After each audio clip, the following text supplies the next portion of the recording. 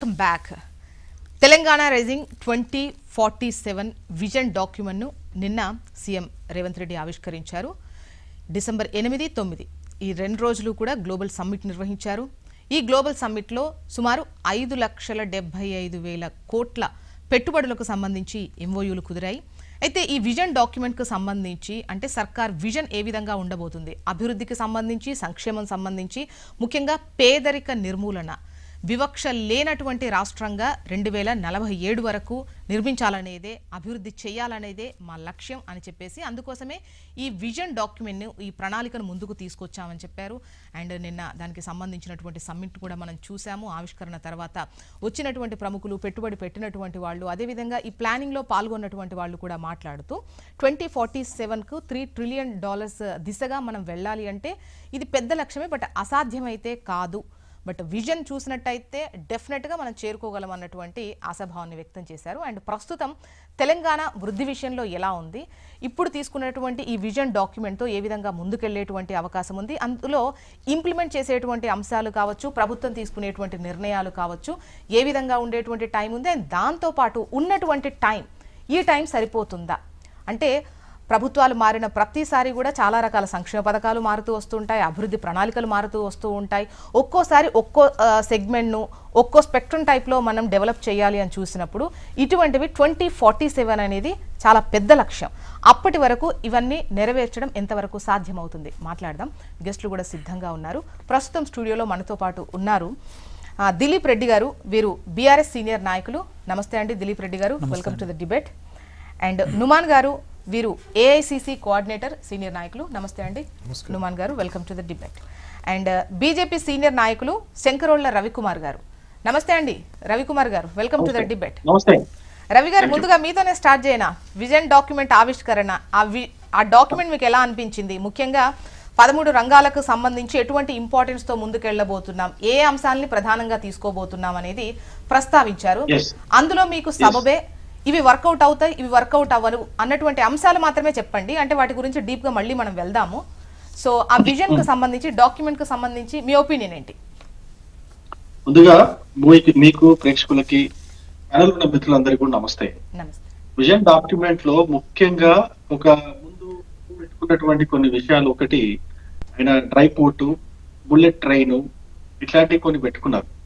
సరే, ఆ bullet train, dry port ఇంతవరకు మరి ఎంతవరకు వర్కౌట్ అవుతుందో తెలియదు, కానీ మిగతా వాటన్నిటిలో కూడా కేంద్ర ప్రభుత్వం సహకారము 100% ఉన్నది.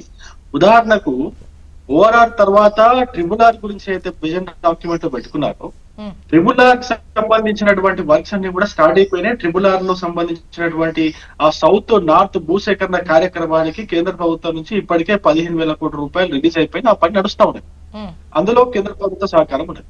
అట్లాగే ఆ ఓఆర్ఆర్ చుట్టూ కూడా రైల్ ప్రాజెక్ట్ గురించి కూడా మాట్లాడారు. ఆ రైలు ప్రాజెక్ట్ గురించి కూడా మన కేంద్ర ప్రభుత్వం నుంచి మనకు అది వస్తా ఉన్నది. కాబట్టి దాంట్లో కూడా కేంద్ర ప్రభుత్వ సహకారం ఉన్నది. మనకి ఇంకో విషయం ఏంటంటే, ఇంకా మిగతా విషయాలు రీజనల్ రింగ్ రైల్, దాంతో పాటు మిగతా ఏదైతే డెవలప్మెంట్ కార్యక్రమాలు పెట్టుకున్నారో ఒక 9-10 పెట్టుకున్నట్టున్నారు. వాటి అన్నింటినీ కూడా నేను చూశాను, డాక్యుమెంట్ ఓపెన్ చేశాను ఇంత ముందే.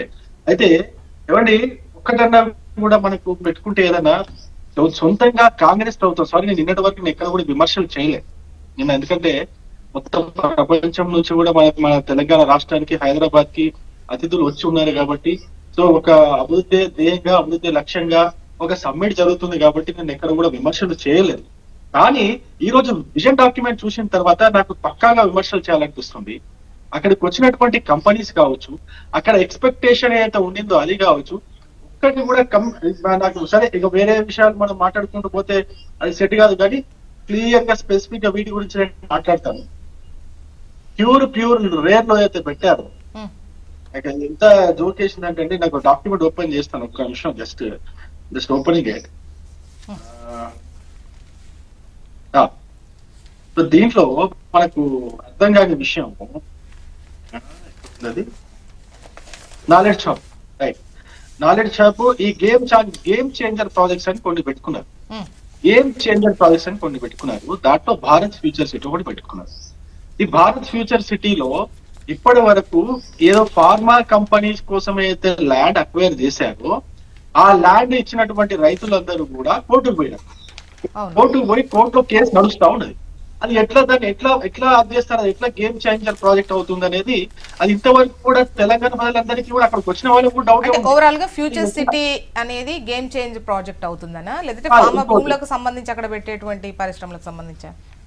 ఇప్పుడు అంతకుముందే 12,000 ఎకరాల కేసీఆర్ గారి హయాంలో ఆ భూమి అంతా అక్వైర్ చేసినప్పుడు చాలా చాలా గొడవలు జరిగినాయి, ఆందోళనలు జరిగినాయి. అక్కడ రైతులందరూ కూడా మాకు నష్టపరిహారం సరిగా దక్కలేదని చెప్పేసి రైతులందరూ కూడా అక్కడ చాలా రకాల ఉద్యమాలు చేసినారు. ఉద్యమాలు చేసినప్పుడు రేవంత్ రెడ్డి గారు పోయి ఫార్మాసిటీని క్లోజ్ చేసి మీ భూములు మీకు వాపస్ ఇస్తా అని చెప్పేసి ప్రామిస్ చేసినారు. మళ్ళీ అధికారంలోకి వచ్చిన తర్వాత అదే ఫార్మాసిటీ భూముల్లో ఇప్పుడు ఫ్యూచర్ సిటీ అని చెప్పేసి కొత్త రాగం అందుకున్నారు. ఇప్పుడు రైతులకు ఏమని చెప్తారు, కోర్టుకి ఏమని చెప్తారు అది చెప్పట్లేదు. రివర్ మూసీ రిజర్వేషన్ అని చెప్పేసి ఇంకో ప్రాజెక్ట్ పెట్టుకున్నారు. మూసీ రిజర్వేషన్ కోసము ఇప్పటికే కేంద్ర ప్రభుత్వము 4,359 కోట్ల రూపాయలు కేటాయించింది. దానిపైన వర్క్ నడుస్తా ఉండేది. కేంద్ర ప్రభుత్వం సహకారం లేకుండా ఇది కూడా జరగట్లేదండి. ఇంకోటి ఆ డ్రై పోర్ట్ ఏం చెప్పారు, ఆ డ్రై పోర్ట్ ఎట్లా చేస్తారు ఏంటనేది మరి వాళ్ళకి తెలుసు, మనకి దాని గురించి నాకు అసలు అర్థమే కావట్లేదు. ఇంకోటి 12 lane express way connecting dry port to Krishnapatnam అంట. 12 లేన్ ఎక్స్ప్రెస్ వే ఏమండి, ఇంతవరకు కూడా మనము ఒక ఏదైనా ఇప్పుడు దేశం మొత్తం మీద 1,46,000 కిలోమీటర్ల రోడ్లు కేంద్ర ప్రభుత్వం నిర్మించిందండి. హైవేస్ అన్ని కూడా 1,46,000 కిలోమీటర్లు నిర్మించింది. ఈ 12 లేన్ అనేది ఎక్కడ కూడా ఇంతవరకు నిర్మించలేదు. ఇది ఏ విధంగా పెట్టుకున్నారు, అది కూడా ఇక్కడ నుంచి ఇక్కడ కేంద్ర ప్రభుత్వం సహకారం లేకుండా జరుగుతుందా? హైవేస్ ఏమైనా కేంద్ర ప్రభుత్వం సహకారం లేకుండా జరుగుతుందా? ఒకటి. దాని తర్వాత బుల్లెట్ ట్రైన్ కారిడార్ పెట్టుకున్నారు. బుల్లెట్ ట్రైన్ ఇంతవరకు భారతదేశంలో రాలేదు. గుజరాత్ అనుకున్నారు, గుజరాత్ కూడా ఇంతవరకు రాలేదు. జపాన్ సహకారంతో మోడీ గారు ప్రయత్నం చేస్తున్నారు. 2047 వరకు కదా, అప్పటి వరకు కూడా రాదంటారా? అంటే ఈ 3 years లో ఇస్తామని చెప్పలేదు కదా రవి గారు?